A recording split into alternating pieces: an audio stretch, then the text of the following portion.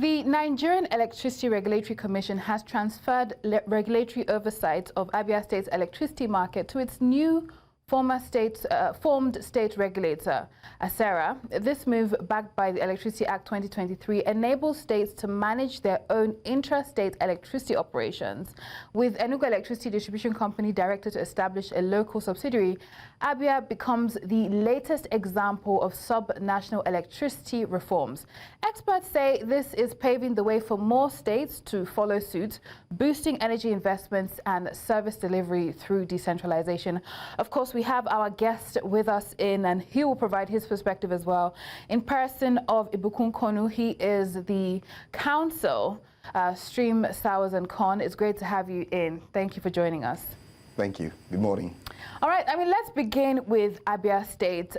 We know that minute by minute, well, no, I wouldn't say minute by minute, at a particular pace, and perhaps you address the pace, the Electricity Act 2023 is coming alive. Abia State is the latest on that list. Any lessons from those that have gone ahead and now Abia State and how they have gone about with this transition? Well, that's a good question.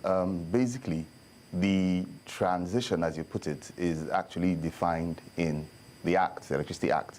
So what Abia State has done is basically to follow the provisions of the Act, whereby they have gone about to, they have their policy, they have the Abia State law, electricity law, and they've established their regulatory commission.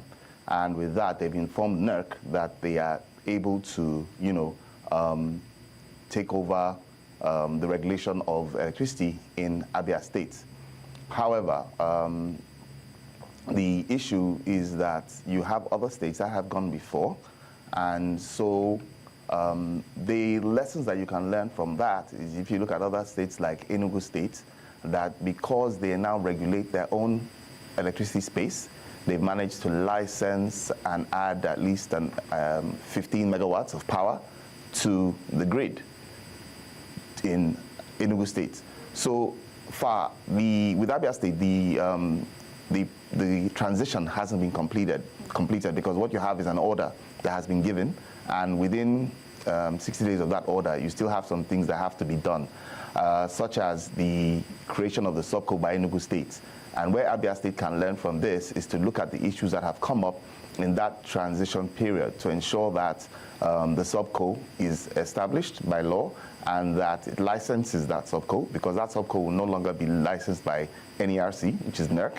And then it's also good for them to look to their sister states around them and the issues that have developed in that transition in dealing with NERC, including issues such as tariff setting, getting the regulatory asset base of the new subco, ensuring that the new subco has a distinct and separate entity, is a distinct and separate entity. It has its own office, it has its staff, and other issues like that. Mm-hmm. So many issues to be addressed. Of course, you've said there's a 6-month transition period. 60 days, sorry, 60 days. 60 days, okay, yes, 60 days transition period.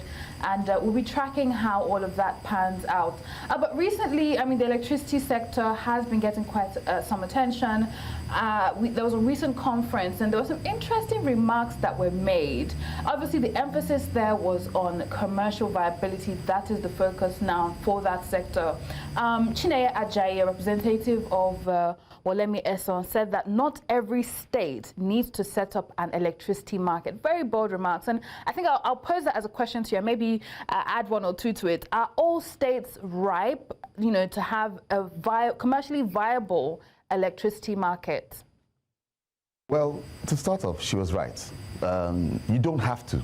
You don't have to have your state electricity market if you don't want to. The law is clear. If you don't want to have your state electricity market, you continue to be regulated by NERC. Now, the issue is this. When you look at the way the country is set up, we've done things with federal regulatory body, with the federal regulatory body, and it hasn't exactly, they've done what they can, but it hasn't brought development down to the people of the states. So the whole idea of the state electricity market is to put the mechanism for developing the states into the hands of the state governments. If you look at it like this, power is absolutely essential for growth.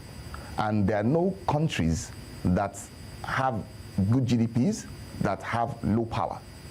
So it's essential for us to look at it that way. And then it might be counterintuitive, but you ask yourself, it's a kind of like chicken and egg situation. If you say no state is commercially viable, what do you term as being commercially viable? I don't think there's a state in Nigeria that doesn't have an industry that it cannot sell. If you look at natural resources, if you talk about agriculture, if you talk about mining, if you talk about oil and gas, there is no state in Nigeria, even if it's tech, there is no state in Nigeria that doesn't have something to sell. Zamfara State and others, they have lithium there. You have, industries all over.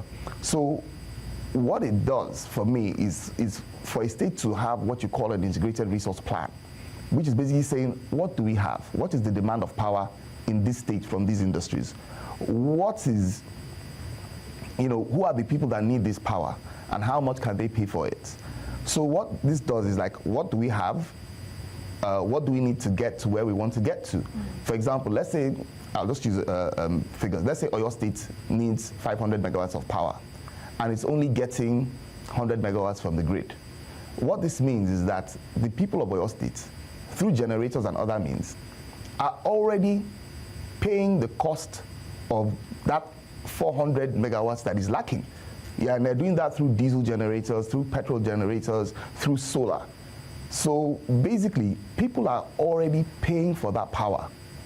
So the issue is, how do you get them to pay for that power at a cheaper rate? Because you have economies of scale, which is what developing the industry will do. And I'll give you an example. With Oyo State, they have a gas master plan. And in that gas master plan, what they've done is they've identified industrial and agricultural clusters that need power. And so Shell is building a pipeline to take gas there. So a generating company can set up in Oyo State and feed these industries with power. What does that do? You have a boom in production. It lowers the cost of production. It provides employment. So then the GDP of Oyo State and any other state that has takes care of its state electricity market, you have a growth. So what that does is that the states become richer, the lives of the citizens become better, and at the same time, you have development all round. And I know people will say, oh, there are certain people in rural areas that cannot afford, to pay X amount. Again, you have different solutions. If you look at a rural area and you see that, oh, they cannot pay X amount of, for baby power from a gas station, you can look at renewable energy. You can look, do they have water around there? Can you do a small hydro grid? Can you do a small solar power plant, which the startup cost may be a bit expensive, but you know that at the end of the day, you're running it free with the sun. So, I mean, there's so many things to be explored there and examined. And as you have pointed out, it's not mandatory, right, to set up that electricity market. But, it to some level, for some states, I imagine, would be expedient considering what they're paying, to go up to power their utilities off grid.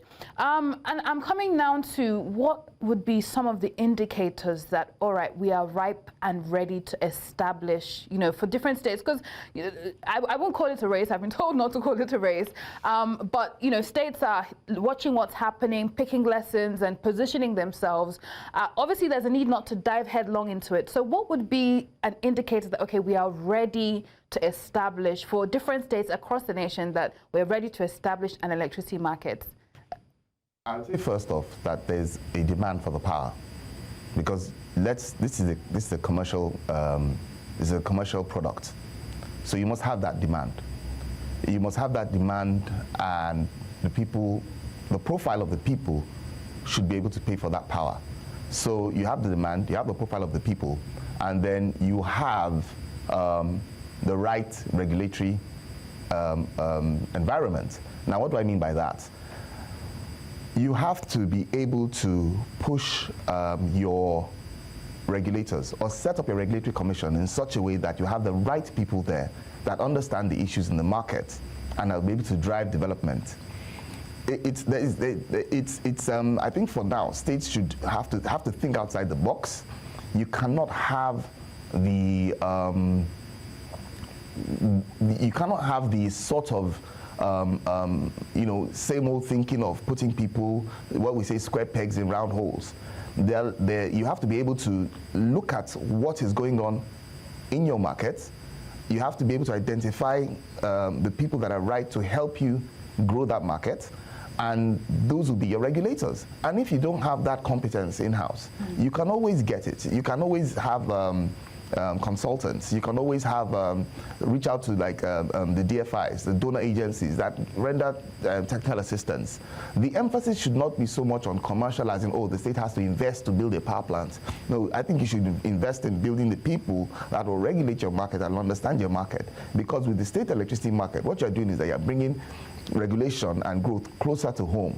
You are no longer talking to someone in Abuja or Lagos office that is balancing the interest. You are talking to a regulator in Lagos State, for example, who is concerned about growing power in Lagos, and you are in Lagos. It makes it closer to the people. So for me, the key thing should be that you have the demand, you have people that can pay, and you have the right regulators to ensure that the market is well regulated and grows. So that will depend. I don't think there's any state in Nigeria that will say they are receiving 80% of power, or the power is too much, or they don't have where to sell the power to. So the demand is already there. Interesting. And let's come now. Obviously, this law applies to 36 states, all with their different idiosyncrasies, different peculiarities. And as they're seeing different states, bring life to the Electricity Act within their states, it can be, they may be tempted to just, do the copy and paste approach. What are your thoughts on that? And what caution should states, imbibe, right, to drive this transition within their states? Well, there are two views on this, actually. Some would say, look, if you copy and paste, you kind of give investors who want to invest across the country a kind of similar platform, to understand. So before we had the Electricity Act, and before that we had the Electricity ESPRA, Electricity Power Sector Reform Act, and everybody knew what the rules were. You were dealing with NERC. Now, for someone who maybe wants to set up a power plant in 2 or 3 different states, you're looking at having 2 or 3 different laws. I don't think really that the laws are going to be that different, because if you look at the design of the market, you're still going to have your generation, you're going to have your transmission, you're going to have your distribution, and you're going to have your supply.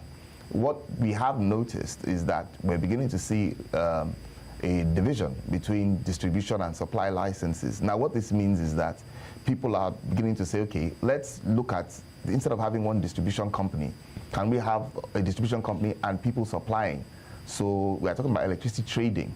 Can we have an issue where people just can do plug and play, for example? So you have a flat that has 10 houses, and out of those 10 houses, they are being fed by 3 different electricity suppliers. Because one supplier A has gotten a deal with you that if you use his electricity, you get 5% of a certain filling station or something like that. So what it's doing is it's going to push competition. And for you to be competitive, you have to be efficient. So it will put competition and efficiency. But when you look at what states are doing now, you will see that yes, there are some similarities. There will be differences and there will be nuances based on what you have. And I'll give you a good example. If you're a state that has lots of sunlight, right? Your policy and your law can be such that you are gearing towards, as you mentioned, off-grid power, you're gearing towards solar energy. How do you help? So what are you tapping into? What incentives are you giving to the people that want to come and set up and participate in your state electricity markets? So those are the issues that the state should be looking at. What do I have? What's different between state A and state B? What's the difference between, I've seen a law by this fellow, but I don't want to quite do what they're doing. Now, why? You have different nuances in different states. So they should be able to take into account their nuances while at the same time giving fairly an amount of similarity. So I don't see the laws, totally being radically different from, what people are used to. I mean, indeed, this calls for a lot of consultation on the state level, state-by-state level, for this to pull through. But you've highlighted, obviously, foreign investors, and we know that they do need that confidence. They need to know that if they're putting money in, they'll get it back out.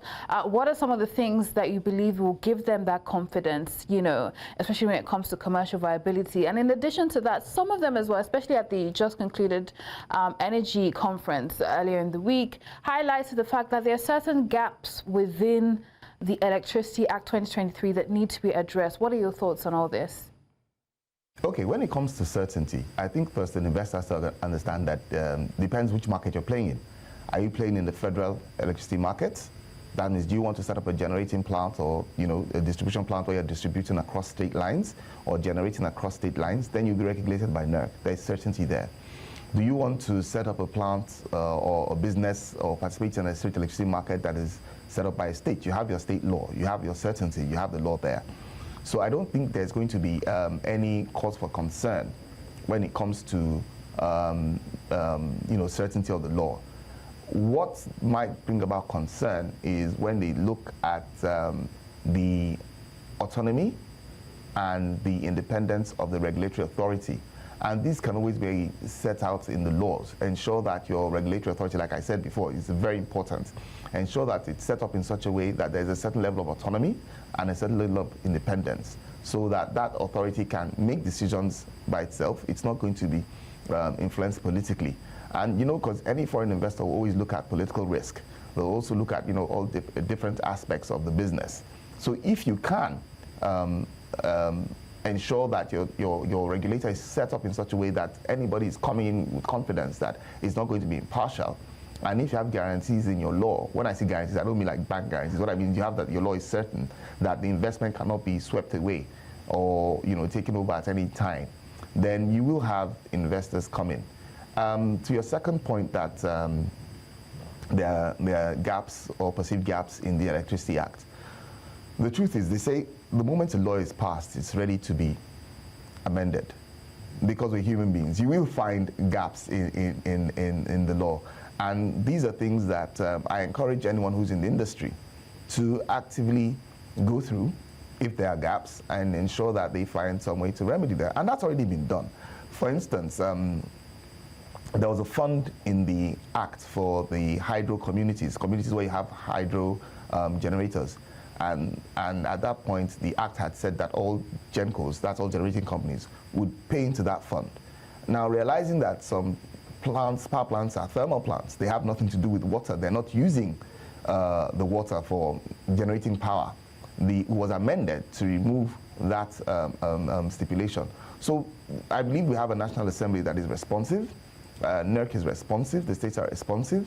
So if you do have, or the business community does have an issue with a certain part of the law, then it's something that can be taken up and it will be amended. It might be a long process, but it's the way I see the stance of NERC and the legislature today, they are very responsive and they understand the issues.